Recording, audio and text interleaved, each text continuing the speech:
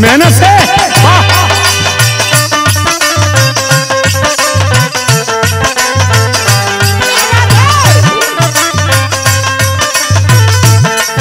अरे यह आजमगढ़ का जय हिंद हुआ हो,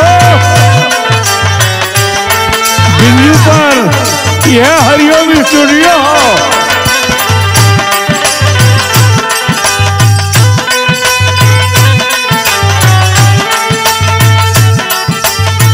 ढूंढू तेरा प्यार रखते रखते,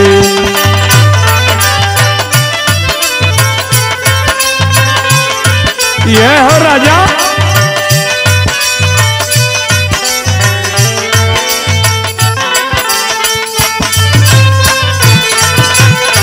जिया हो बच्चा लाल।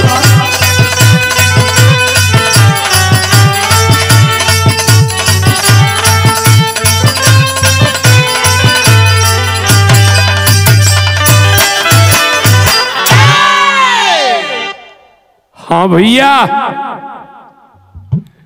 हरिओम स्टूडियो आजमगढ़ से एक बिरहा आप लोग के सुनाओ थी। सुने में बड़ा अजीब लगी कि 2024 में दुर्जन ये कुल कहाँ से खोज खोज के गावत हुआ, लेकिन ओकर प्रमाण भी हो, कुछ कपोल ना रही।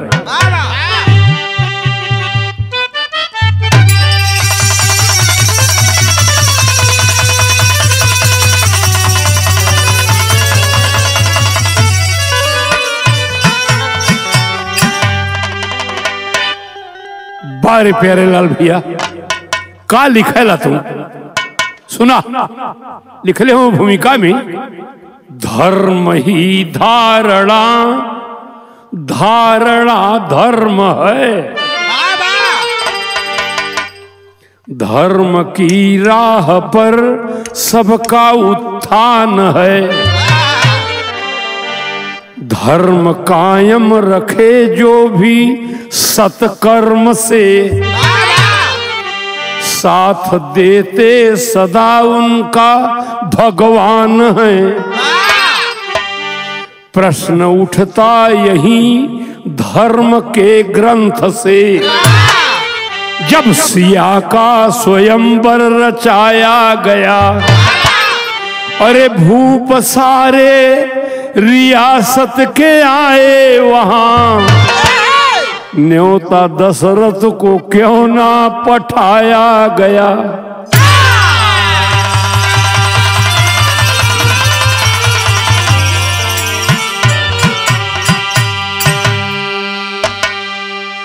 रामकरण भैया एक लाइन गजल का नमूना हो भाई।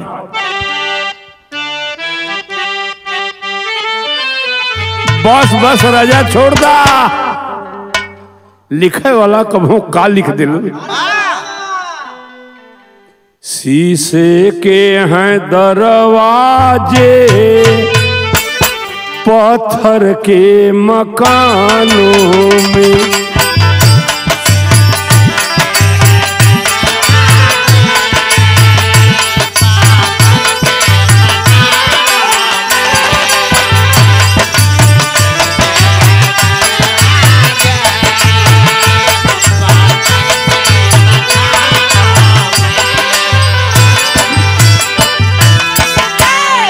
शीशे के हैं दरवाजे,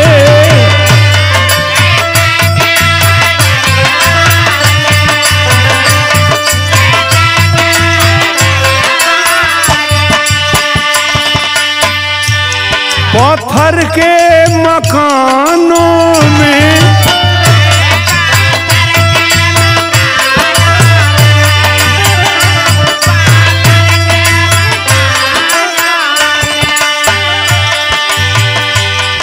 फूलों से बदन उनकी, फूलों से बदन उनकी, कांटे हैं जुबानों में।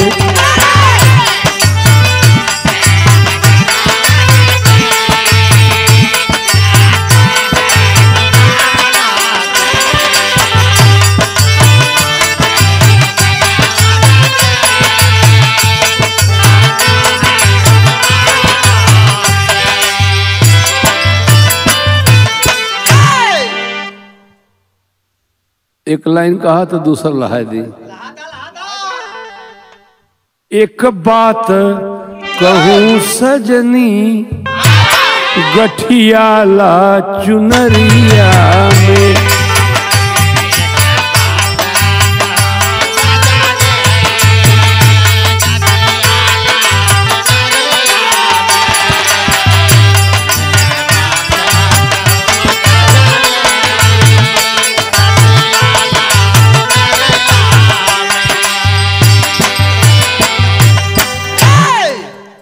इनमें निर्गुण सरगुण दोनों को मजा हो। लड़का लोग जहां बुझा वही मजा ले लिया।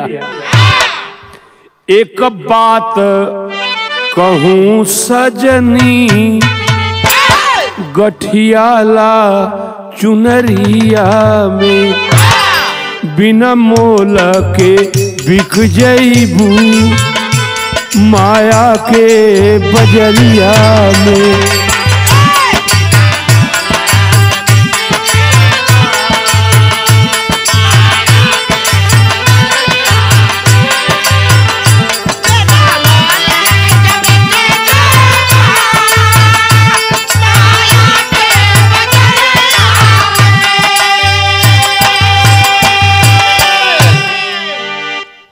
विषय हमारू वहां बा कि सीता जी का स्वयंवर रहा। दुनिया के सारे राजाओं को खबर दी गई को भैया उम्मे राजा दशरथ के न्योतवा काहे ना भेजायल हो। राजा जनक काहे ने कहना कि हमरे बिटिया सीता का स्वयंवर हो। दशरथ राजा अयोध्या में भी न्योता तो है। एक बात समझ ला, पाथर का लकीर हो। अच्छे इंसानों की, अच्छे इंसानों की अच्छाई नहीं मिटती।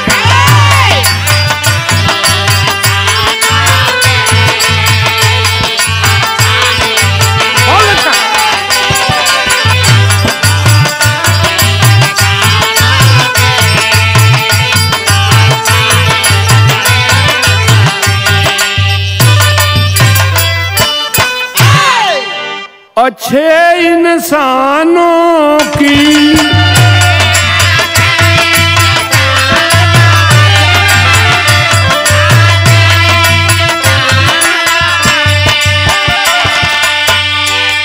अच्छाई नहीं मिटती।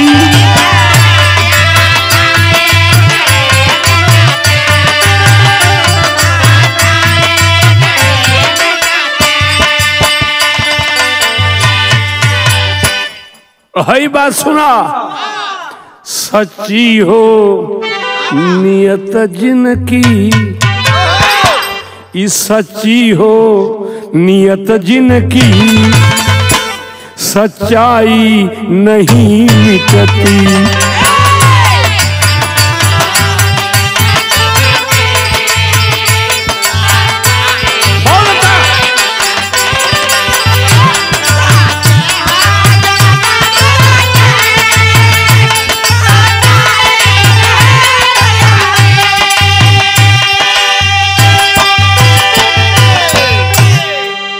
कैसे हो रामकन भैया नजम का लाइन हो।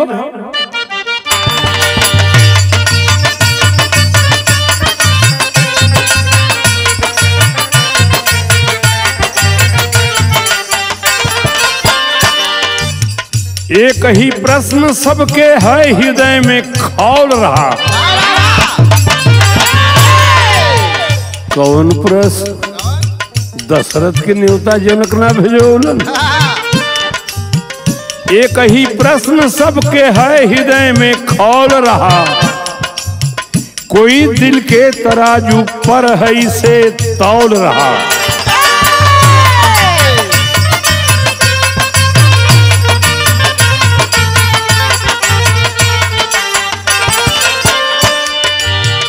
अब कहानी हमसे सुना। बात एक बार की था, इंद्र का दरबार लगा। अनेकों देवता राजाओं का भरमार लगा।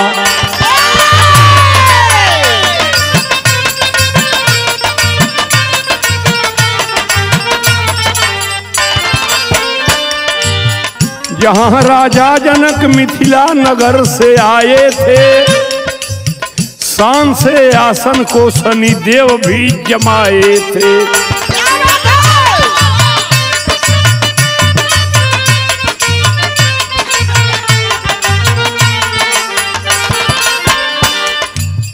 वहां राजा जनक का है बड़ा सम्मान हुआ। शनिदेव सोचते यहाँ मेरा अपमान हुआ।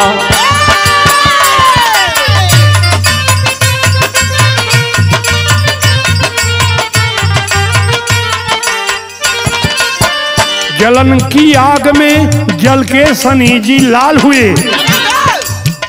जलन के आग में जल के शनि जी लाल हुए। सभा से उठ के चले, क्रोधित वे तत्काल हुए। बहुत अच्छा बच्चा भैया, आजा राजा।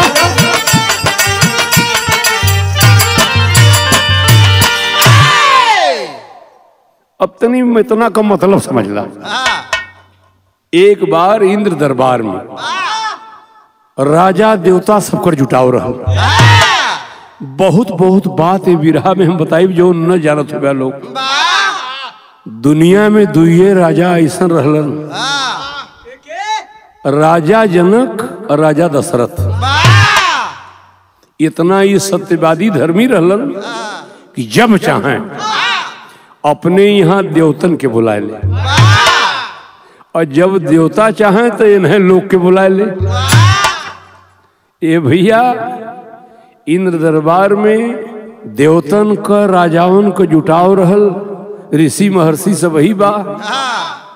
राजा जनक भी पहुंचलन, बहुत आदर सत्कार इनकर होत बा। और शनि देवता भी उनमें गए रहलन, लेकिन उतना आदर शनि देव का नहीं होत रहा। अब देखा ये बात बिगड़त है। शनि देव के दुख कि हम शनि देव, आदमी का रूप एक इंसान, और जनक की इतनी मर्यादा है। तनी एक बड़ी का रामकरण भैया।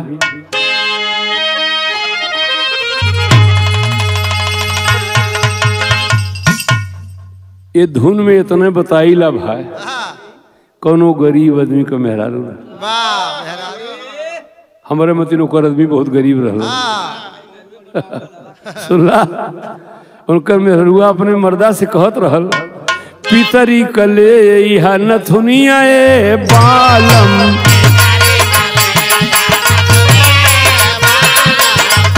बाबा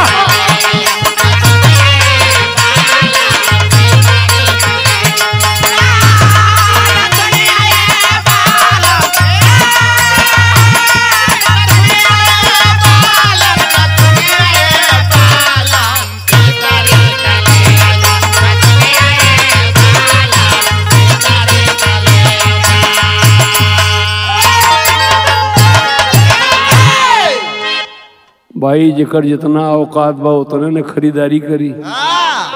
आजकल तो लोग सौदा लेवे माल में जाते हैं।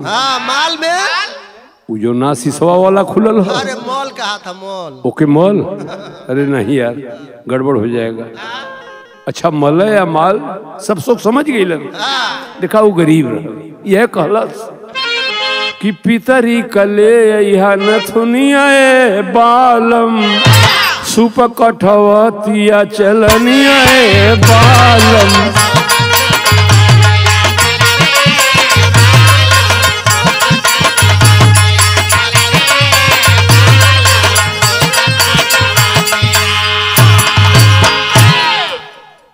धुन तरह छड़ी का आनंद हो भाई लोग।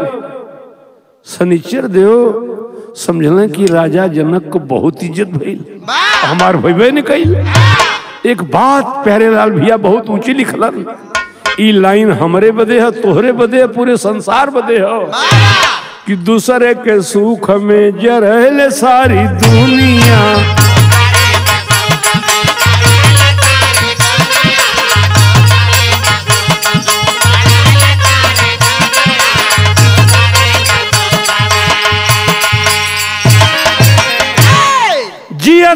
जिंदगिया अरे मरेले सारी दुनिया दूसरे के सुख में जरेले सारी दुनिया।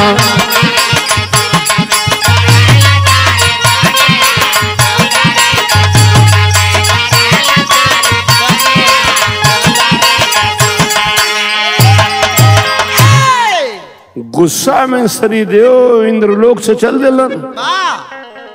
हमार अपमान और राजा जनक का इतनी इज्जत तो सुनत नहीं। राजा जनक रहल चहकत फूलवारी, राजा जनक का रहल अरे चहकत फूलवारी और फूल लोढ़े जूत के जहां अप्सरा हो सारी।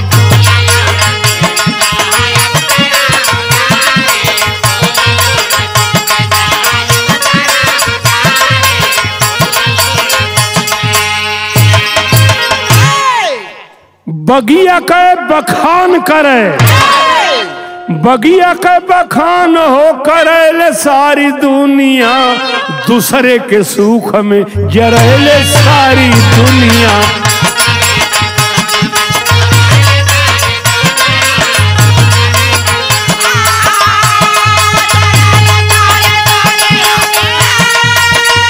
बहुत अच्छा।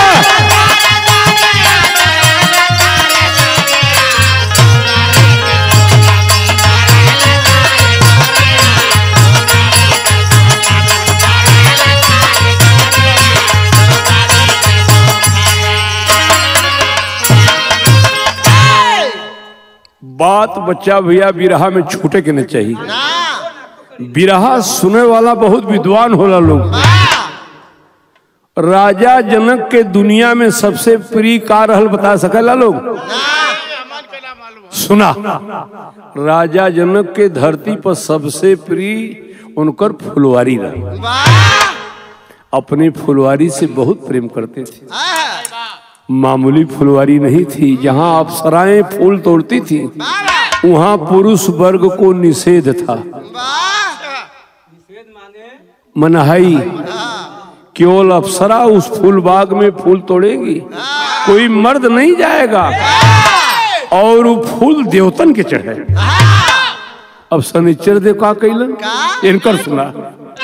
शनि देव अखिया खोली फूक देहला बगिया। सबसे प्रीतवारी है ना।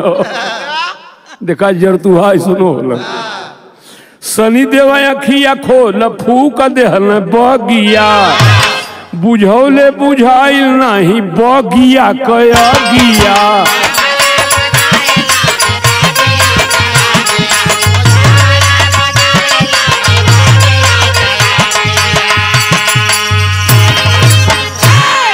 अरे हाय हाय कह के यह हाय हाय कह के टरैले सारी दुनिया और दूसरे के सुख में जरैले सारी दुनिया।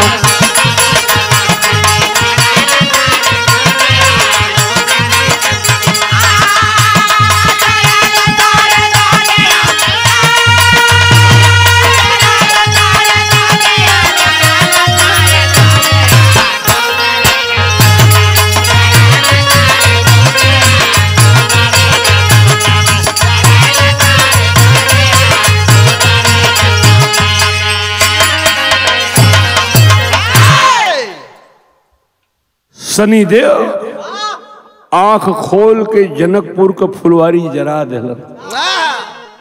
राजा जनक बहुत दुखी हो। 3 महीना बीत गए। राजा जनक फुलवारी का दशा देख के खाना पानी छोड़ दिलन। जो दुनिया में सबसे प्रिय कौन नीच इसको जला दिया। अच्छा तो जनक के गुरुओं को नाम जाने ला सुना। तू लोग ड्योढ़ी कहे में कभो विद्वान हो जीव्या लगव्या कतो कथा वार्ता कहे तो हमारा ढोलकिया की बजाई। हाँ सुना। राजा जनक के गुरु मोबाइल पर सर्च कर लिया, झूठ नहीं है। याज्ञवल्क उनके गुरु का नाम रहा। याज्ञवल्क और एक गुरु और अष्टावक्र। हालत बिगड़ गई राजा जनक। फुलवारी तो चल गई। अपने गुरु के लगे गई ना रामकरण भैया धुन बताओ थे ये भोजपुरी फिल्म का तरह हो। कौन हो कैसे हो?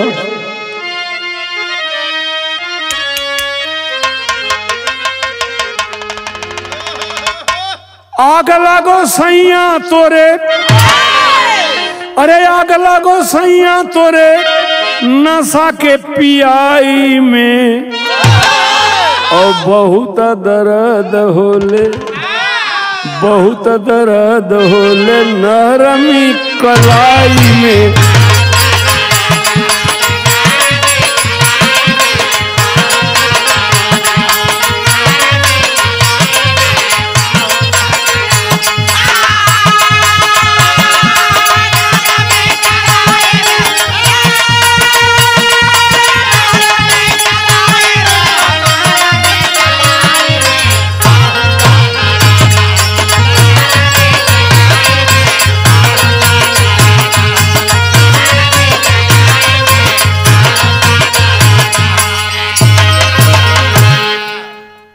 ओकर दुल्हवा दारू पिए। वाह, कौन पिए? अबे मतलब के पिए जब हो तब पी ले। वह दुल्हनिया कहत रहे कि आग लागो सैया तोरे, अरे नशा के पियाई में, और बहुत दर्द होले यही नरमी। तर्ज छोड़ दा तनी फरज सुना।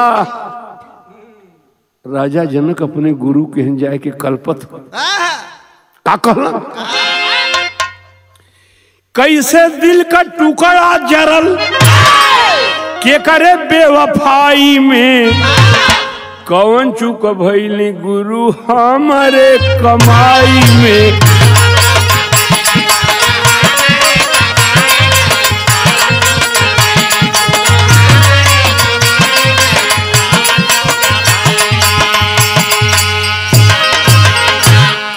पता चल जाई ओकर खाल खींचवाए ले,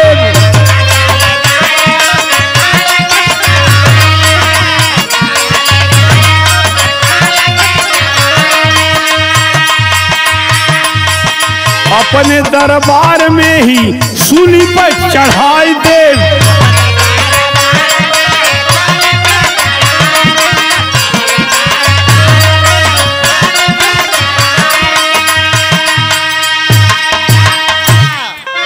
कैले बा काम कौन नीचे ढिठोई में, कैले बा काम कौन अरे नीचे ढिठाई में, कौन चूक भइली गुरु हमारे कमाई में।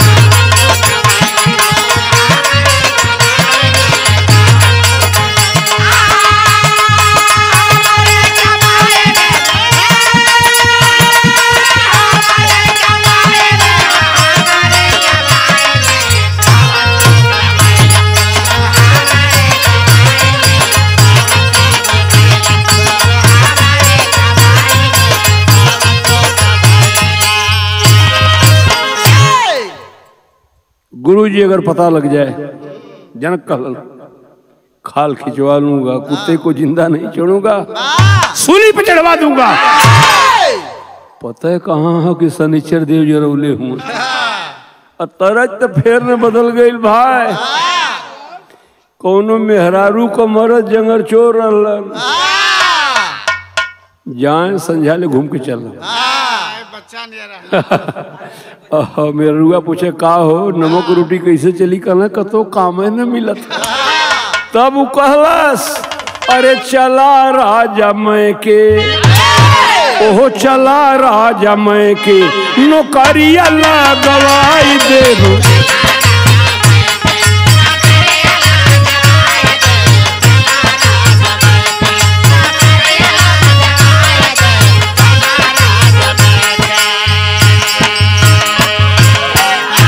नौकरी ना मिले तो नैहरे चला, खांची मंगाई देव खुरपी मंगाई दे।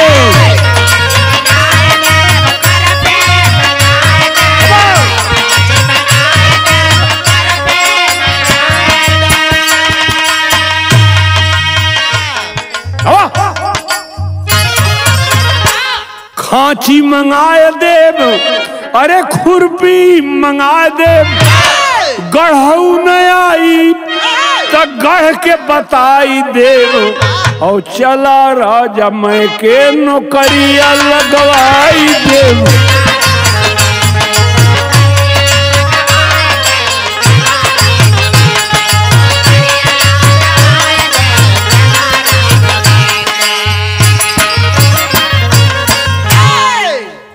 तर्ज सुने में विद्वान लोग हमार बिरहा सुनेला, कहानी मत भुलाया भाई। जनक जी का गुरु कहलन, अरे हे हो राजा दरबारी, हे हो राजा दरबारी, ऐलान करवायदा, हे हो राजा।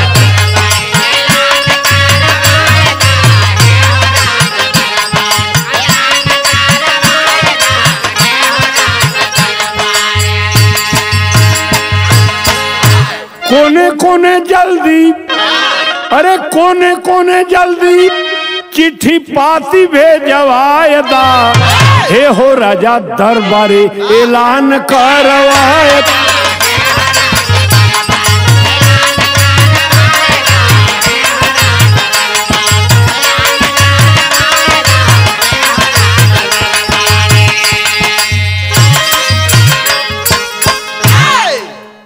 गुरु जी बतौलन जनक का गुरु कि ढिढोरा पिटवा दीजिए, ऐलान करवा दीजिए, बाग क्यों नहीं हरियर होगी, लेकिन एक काम करना होगा। कौन काम? कच्चा घड़ा में कच्चा धागा बंधवाई के,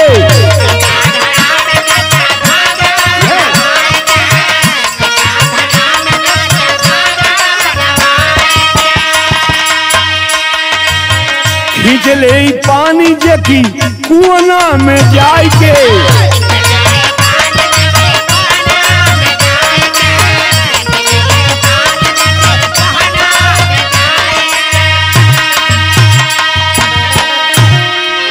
अरे उस सच्चा धर्मी मानल जाई, सबके बतलायदा, अरे हे हो राजा दरबारी, ऐलान करवायदा।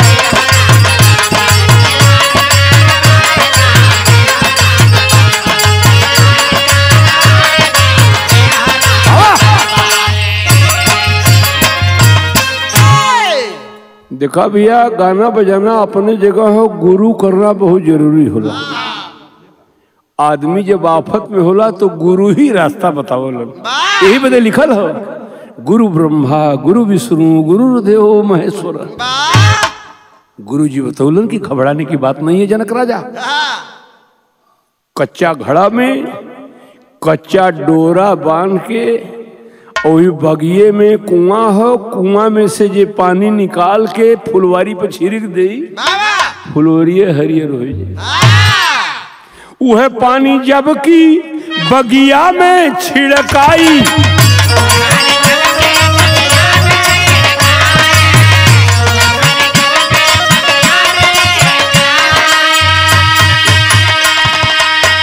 पतझड़ में फिर से बाहर आई जाई,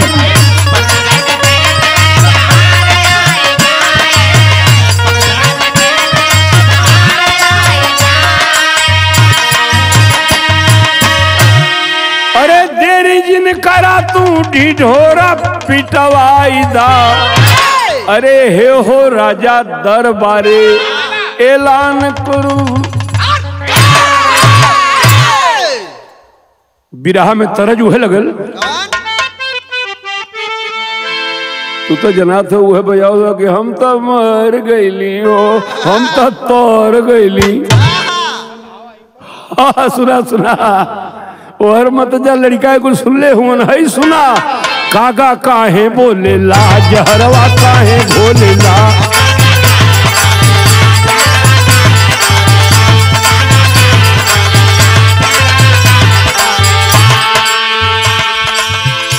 कागा काहे बोलेला, जहरवा काहे खोलेला, पियवा कइले परदेश में नौकरिया ना।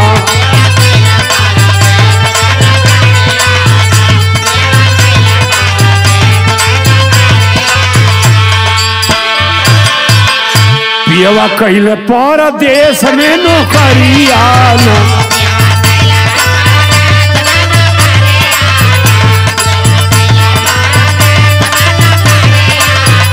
पियवा कैले परदेश में नौकरी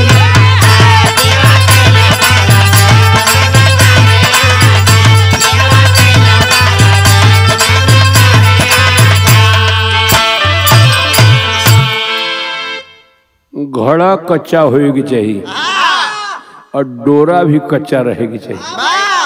उनमें बांध के जे भी पानी खींच के फुलवारी में छिड़क दे, फुलवारी हरियर हो जाएगी। अच्छा तो भाई क्रिया शुरू हो गई, कच्चा घड़ा भी आ गया, कच्चा डोरा भी आ गया। लेकिन सुना वो फुलवारी का हाल, सब ही जाय जमाउल हो, केहू खींच न पौल हो।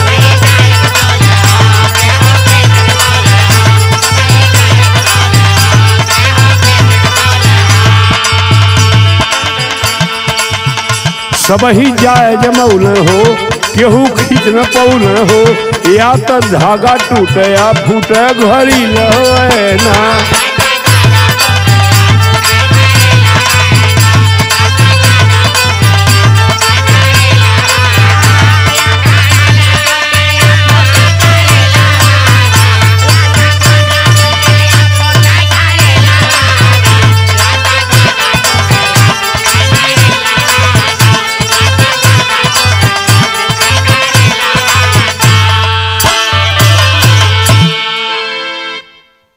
दुनिया के क्यों बचल ना, राजा महाराजा ऋषि महर्षि जे भी आयल, या तो डोरा का सारे का कितनी औकात है, या तो डोरा टूट जाए और तबले घड़ा नीचे गिरे तो वह फूट जाए।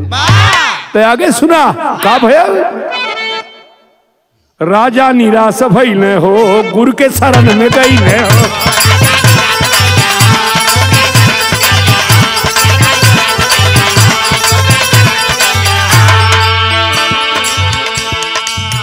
राजा निराश भइल हो, गुरु के शरण में गइल हो। कह लगल हलना भयल मोर सवलवाना, कह लगल हलना भयल मोर सवल।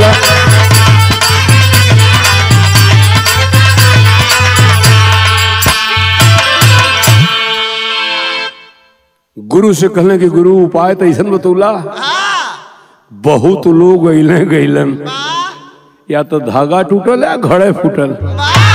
अब सुना, केहू ना बा सच्चा हो, सब ही धर्म का कच्चा हो।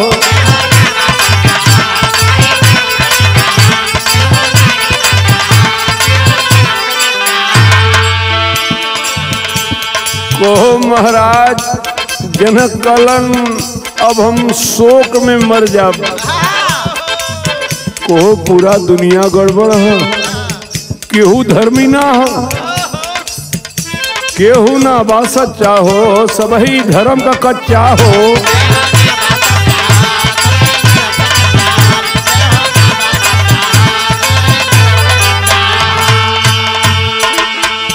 केहू ना बा सच्चा हो, सब ही धर्म का कच्चा हो। गुरु समझावे दूर हो जाई पवलवाना।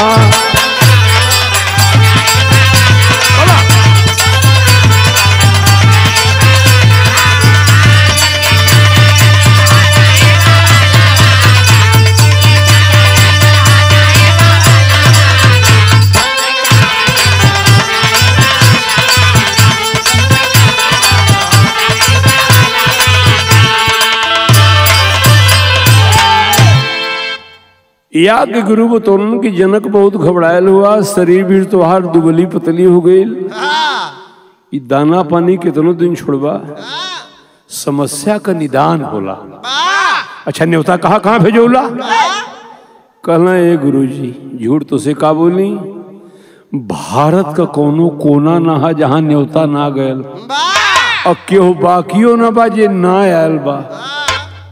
कहना अच्छा बाकी, हमार बात सुना, समस्या तो हर हो जाई, लेकिन बात ध्यान से सुना। जनक राजा पठौला, ओहो पठौला ना अवध में न्योता, अयोध्या में भी न्योता भेजले रहला तो कैसे पानी खिंचाई। जो सबसे बड़ा धर्मी राजा दशरथ पठवला ना अवध में न्योता, असली धर्म के राजा के ना काहे बोलौला, अरे बोलौला।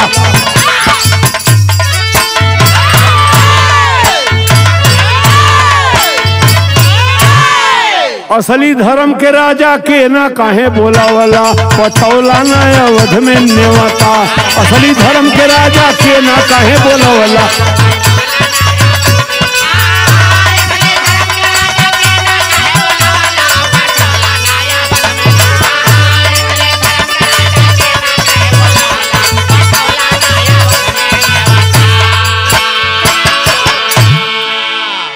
बहुत गुड राजा जनक अइले महल में। अब एक धावन अपन कहाँ भेजत हुआ, अवधपुरी में दशरथ के यहाँ। सुना भैया, आराम करन भैया। राजधानी या जनक भूप,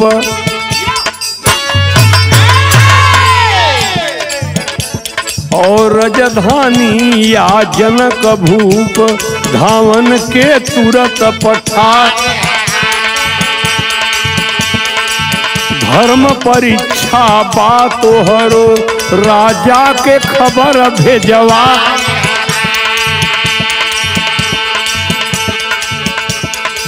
अवध नगर धावन पहुँचल, कुल शर्त बात बता।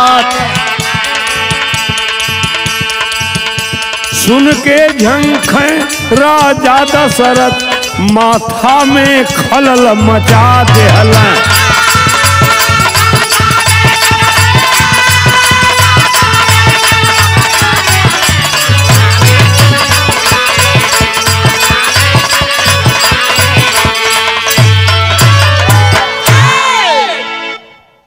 कहानी के बिसराया मत लोग ध्यान से सुना। जनकपुर को फुलवारी हरियर ना भइल, गुरु के आदेशानुसार गुरुए बतौलन कि सबसे धर्मी राजा दशरथ। उतना बड़ा धर्मी क्यों राजा ना हो, देश के बोलौला। यह अगर राजा दशरथ की खबर करोले होता तो और फुलवारी हरियर हो जाती।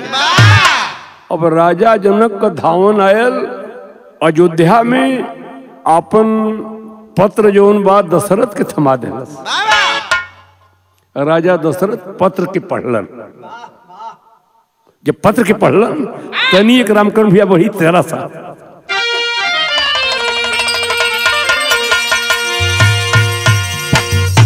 एक तरह जी यहां लगत बा, पयलिया पयलिया छमकैले रात कोठे पर,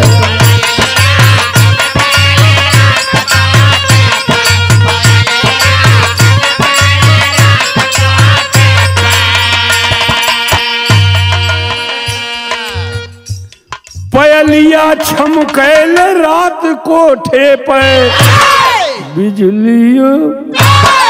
बिजुलिया चमकैले रात कोठे पर।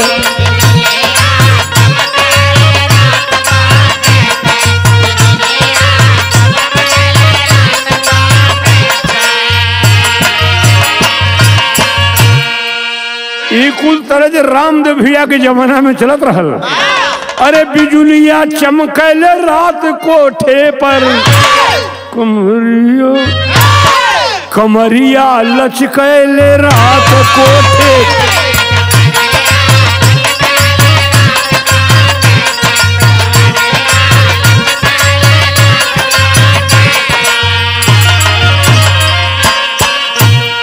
बिरहा सुनने वाले भाई ध्यान से हमारी बात सुनिएगा। राजा दशरथ का जान आफत में हो कि पूरा हिंदुस्तान का राजा महर्षि सब ही हार गए। धावन हमरे लगे आ गए। अगर हमहू मन बढ़ाई ला कच्चे धागा हो और कच्चे घड़ा हो। अब अपने मनों में राजा दशरथ सोचत हो, का सोचत हो, रामकरण भैया सुना। अरे धर्मवा बाची की आज डूबी जाई,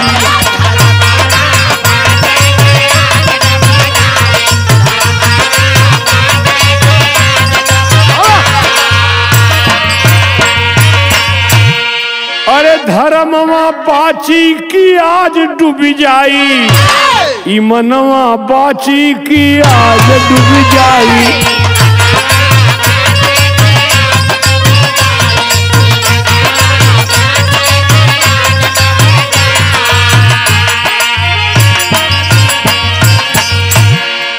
ए भैया, ए सनेश के पाए के पत्र के पाए के अयोध्या में दशरथ का हालत का भइल है। अमन चैन छूटल, छूटल दाना पानी। अरे अमन चैन छूटल, छूटल दाना पानी। चिंता का बात पूछे कौशल्या रानी।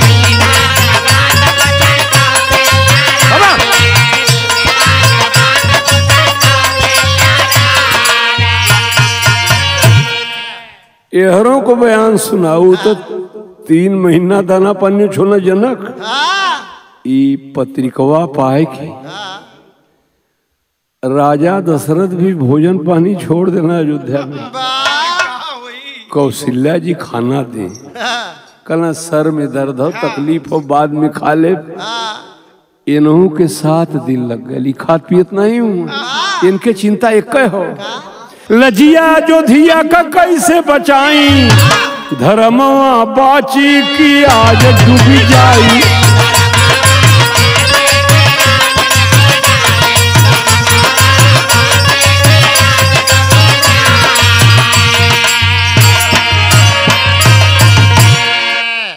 सात रोज बिना दाना पानी राजा दशरथ परेशान। काहे क्यों हाई लगे। हम इतना बड़ा सत्यवादी, इतना बड़ा धर्मी, पूरे हिंदुस्तान का राजा हार गईलन, ऋषि महर्षि साधु हार गईलन, जनक को फुलवारी हरियर ना भइल। वह काम हमहू करे चला, कतो न हरियर भइल, तब तो हमार मर्यादा डूब जाई। कभी ये लिखत कहवा जाई, अरे कहवा जाई चले नहीं अंदाजा। अवध के राजा के चारों ओर से लगे बंद दरवाजा। अवध के राजा के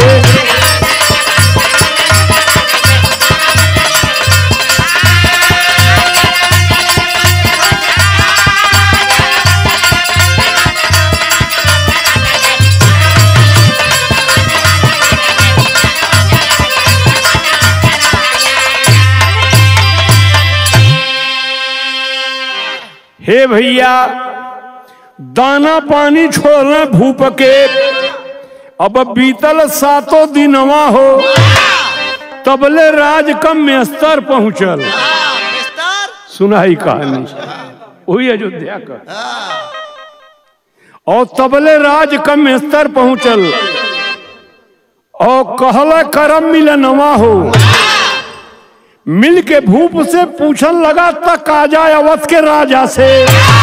कौन बा चिंता महाराजा, बतला जाए अवध के राजा से।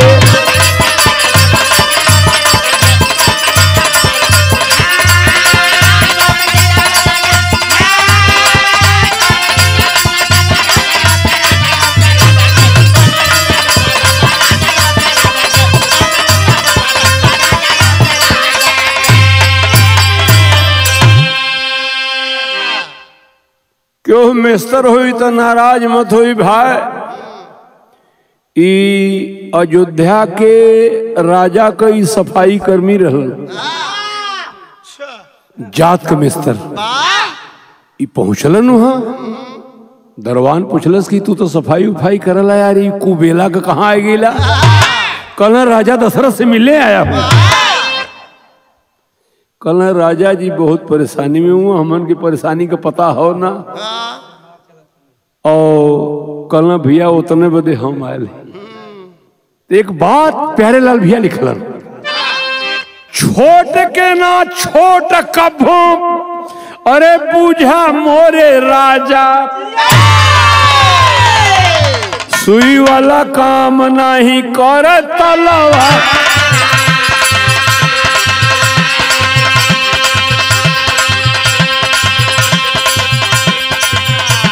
और शायद हम काम तोहरे आ जाई रजनवा। बहुत अच्छा। 7 दिन छुअला राजा काहे ना यहाँ आवा।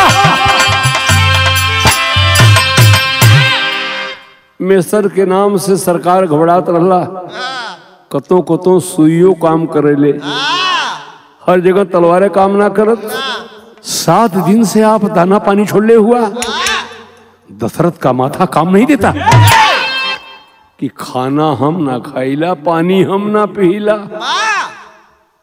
अयोध्या का कोई नहीं जानता है, और ये मेस्तर कैसे जान गए कि हम 7 दिन से नहीं खाते हैं। तब दशरथ कल वो मेस्तर से, और कैसे तू जनला 7 दिन हम ना खैली, झूठ तोहार भोजन हम करीला सरक, और यही धर्म का फल सब कुछ जनली। और राजा सब बतावन लगे देखे भी सता।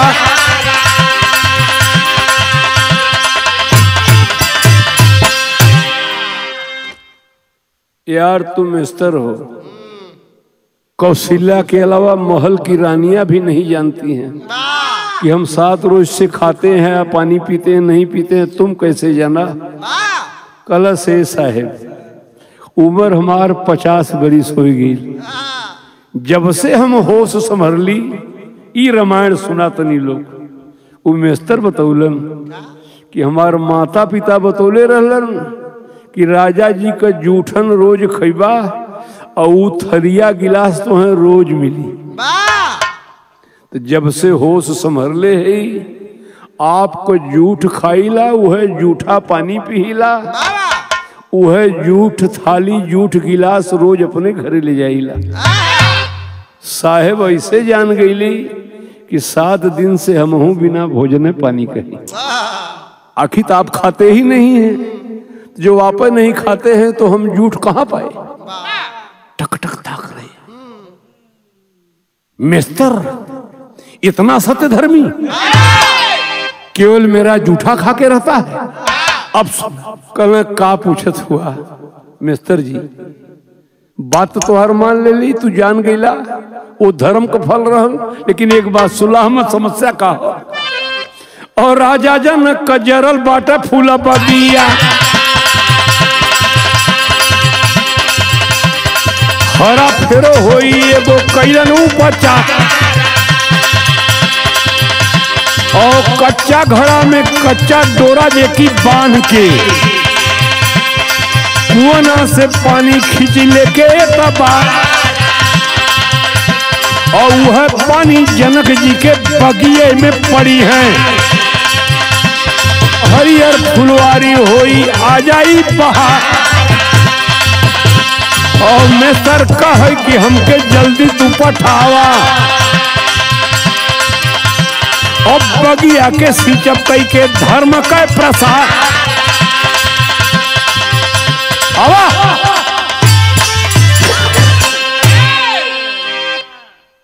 राजन अब देर मत करा, 7 दिन से उपवास करत हुआ, पहले आप खाना खा। हम तो 7 दिन से बिना खैले, और झूठ उतने छोड़ा जितना प्रतिदिन छोड़त रहला, उतने झूठ छोड़बा। अगर आप भोजन कैले बा तो वह झूठ हमहू खा के और जाए के जनक फुलोरिया हम हरियर कह दे। ओइसने राजा दशरथ कैलन, खाना खैलन, जूठा छोड़लन। मेस्तर उनकर जूठ भोजन कैलन, जूठा पानी पीलन, थाली गिलास अपने घरे ले गईलन। अब आगे सुना, वह मेस्तर जनक के दरबार गया। जनक जी की हालत खराब है। हमने बताया कि दुनिया में राजा जनक को सबसे प्रिय केवल उनकी फुलवारी थी। फुलवारी चूंकि हरी नहीं हो पाई, वहां गया है, ललकार के कहा अयोध्या से आ रहा हूं, जनकपुर वालों हम अयोध्या से आ रहा हूं, कौन सा काम है हमें बताइए, कहां खड़ा है, कहां सुता है। अब तो वहां ठहाका मार के गोल हंसे न लगल। एठे खिस्सा कहले हो कि बड़ा बड़ा बहल जाए, गदहा कहे कितना पानी। ऋषि महर्षि सब थक गए, राजा विद्वान थक गए। अभी अयोध्या का मेस्तर बता रहा है कि काम क्या है, जल्दी बताइए। मंत्री जी कहलन कि हंसने की बात नहीं, मेस्तर से क्या होता है, पहले क्रिया करवाइए। एक कच्चा घड़ा मंगाया गया, साथियों कच्चा धागा रख दिया गया। जनक जी के फुलवारी में वह मेस्तर यही कहा कि हे प्रभु, हे राजा दशरथ, अगर मैं सत्य धर्मी हूं, जिंदगी में आपके जूठन के अलावा कोई भोजन नहीं किया हूं, आप जूठ पानी के अलावा कोई पानी नहीं पिया हूं, तो यह घड़ा से कुएं से पानी निकलना चाहिए। ऐसा कह के वह मेस्तर घड़ा में कच्चा डोरा बना, कुएं में ढील दिया, कुएं से पानी निकाला, कांख में घड़ा दबा के फुलवारी पे छिड़क दिया। जनक की फुलवारी हरियर हो गई। बिरहवा के पहले बतौले रही कि इतने पे बिरहवे हो कि राजा जनक सीता जी के स्वयंवर में चारों ओर न्योता दिलन, दशरथ के काहे ना दिलन। उनके यह डर रहल। अब कहबा कि राम लक्ष्मण बिना न्योता का गए रहल। राम लक्ष्मण तो विश्वामित्र गुरु के साथ गुरु आश्रम में पढ़ते थे, घूमते टहरते एकाएक वहां पहुंच गए। तो बात वही है। और जनक जब स्वयंवर सीता जी का रचा हुआ और सोचे कोनो मेस्तर तोड़ी धनुषा हमार, और सीता का ब्याह में सब तारा वैसे होई, और सीता का ब्याह में सब तरह भैया थूकी सब लोग मेहना मारी संसार, राम रामा भजवा।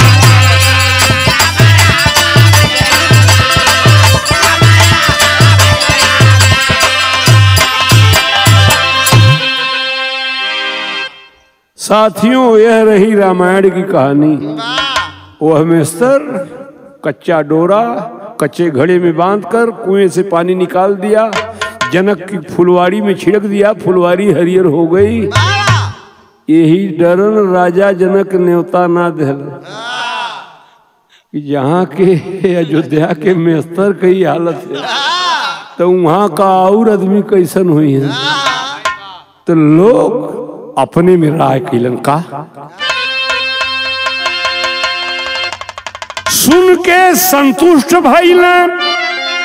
अरे सगरो देवता यही से गईले नहीं दशरथ के अवध में नेवता।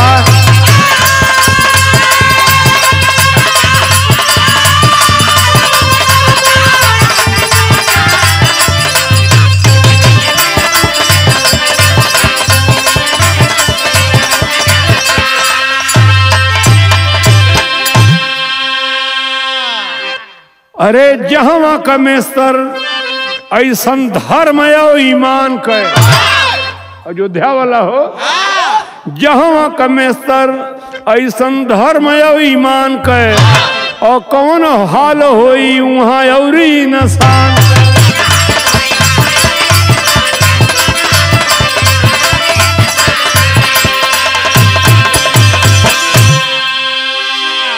का न्योता भेजे पता ना के भेज दिए। आखिरी लाइन के करे साथे सीता जई है, अरे यह ना पता के करे साथे सीता जई है, अब यह ना पता ऐसे गईले नहीं दशरथ के अवध में नेवता।